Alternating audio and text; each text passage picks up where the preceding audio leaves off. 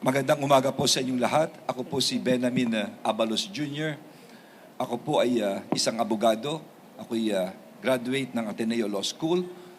At ako po ay naging konsihal. Ako ay naging alkalde ng lungsod na Mandaluyong. Ang Mandaluyong po ay nung araw ay isa sa pinakamaliit na lungsod sa buong Metro Manila.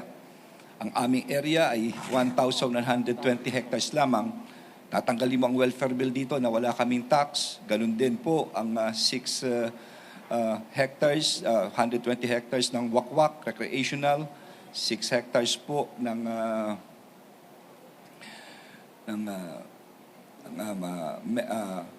mental hospital. Aabot po ito ng halos talagang napakaliit lang. Wala pa hong 900 hectares. Pero bagkus, maski maliit kami nangarap. At nung panahon ko po, ilang presidente ang nag-award sa amin. Inawardan kami ni President Aquino Pinoy ng Most Child-Friendly. Inawardan ako noon ni Pangulong Erap sa Malacanang ng Apolinario Mabini Award dahil kami ang unang-unang nagkaroon ng opisina para sa may mga kapansanan. Kami may pinakamataas na Nutrition Honor Award, the highest award for nutrition. At dahil po rito, alam namin may connection ng nutrition dahil kailan lamang ang Mandaluyong ang nag-number 1 sa National Achievement Test for high school. Ibig sabihin yung mga matatalinong bata. No? Sumunod po dito ang tinatawag na Seal of Good Local Governance, ang pamantayan ng mga gandang pag-govern na isang lugar. 7 taon po ito, sunod-sunod ang Mandaluyong na binigay ng DILG. At kami pinarangalan ng United Nations Public Servants Award. Ito po ito sa Medellin, Colombia. Kami rin po ang pinarangalan na Most Business-Friendly City in the Philippines ng Philippine Chamber of Commerce. At ng Galing Pook Award, 2 beses po ito. At time's up. Time's up. Sige po. Sorry. At tanong na po, sir, sa video. Okay. We go with John, Inquirer.net. Sec, good morning po. Magandang So may we umaga. clarify, sir, are you now deemed resigned as the LG chief? Tama po yun. Kanina po, pag file ko ho ng aking Certificate of Candidacy, deemed resigned na po ako. Sino po, sir, kapalit po ninyo? Sa ngayon po ay palamang OIC po muna pansamantala, pero antayin po natin ang anunsyo ng Malacanang po dito. Thank you, sir. Michael Rogas, Radyo Pilipinas. Hi, Secretary. Magandang umaga po. Magandang umaga. Michael Rogas po from Radyo Pilipinas. Sa 3 taon po ninyo bilang kalihim po ng DILG, napakarami po ninyo mga accomplishment. Paglaban sa illegal na droga, pagpapalakas po sa kampanya, laban po sa krimen, paghahanap po ng mga wanted person. Marami po mga local leaders ang nagsasabi, bakit daw po kagad kayo umakyat sa Senado at bakit nyo po iniwanan agad ang DILG na sana ay mas marami pa po kayong accomplishment na magagawa sa mga susunod na mga panahon.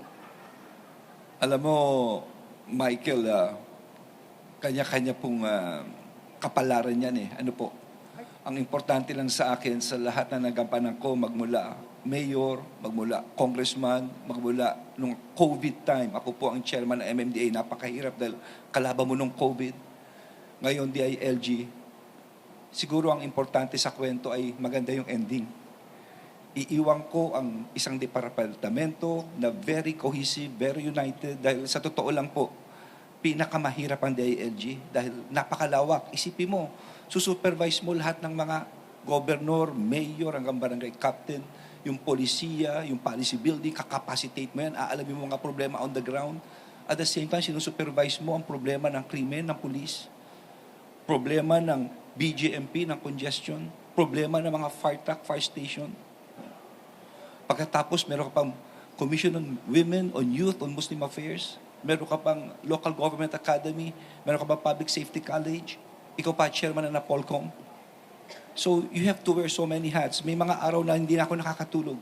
No? Pero, at least, I would like to say, baka maubos na naman ang oras ko, all of these departments, no, high moral po sila. They're very cohesive right now. At kung sino man papalit sa akin, siguro yun ang maganda sa ending ng istorya. No? Maganda at united po at makikita nyo naman ang performance nila bawat isa.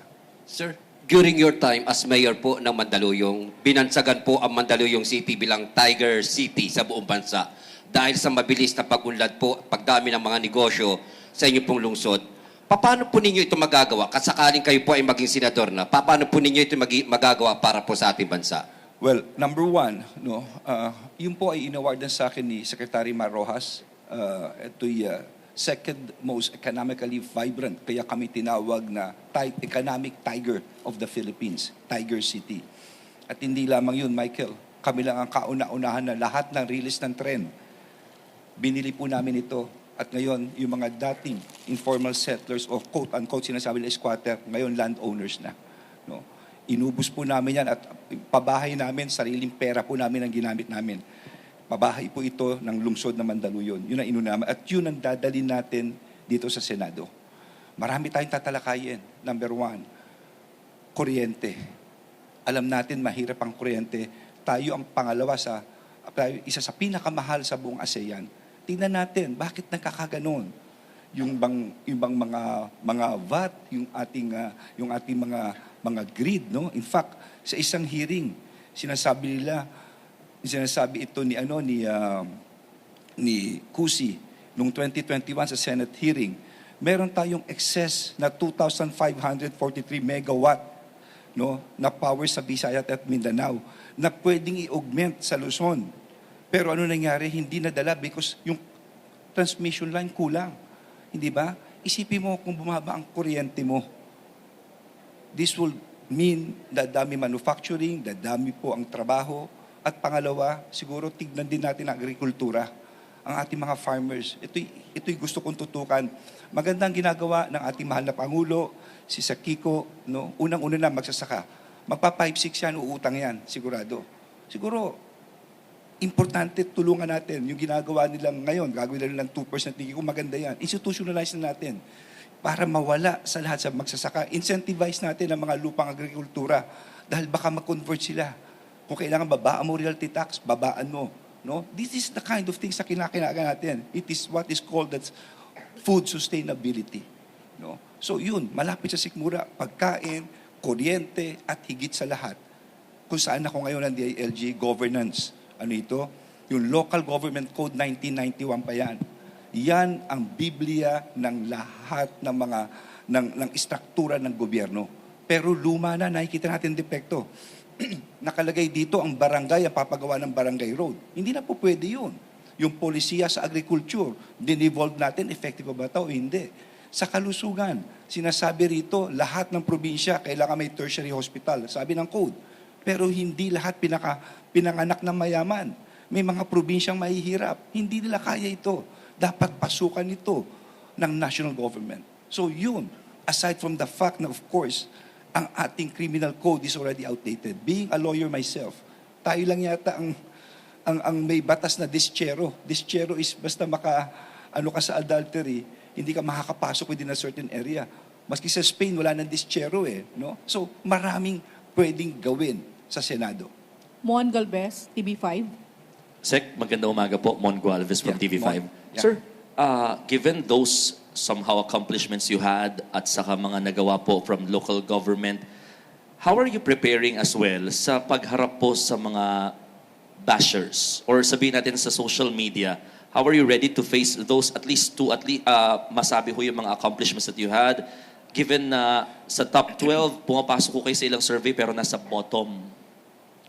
Well, ako'y naniniwala na unang-una bagong mukha po ako, no?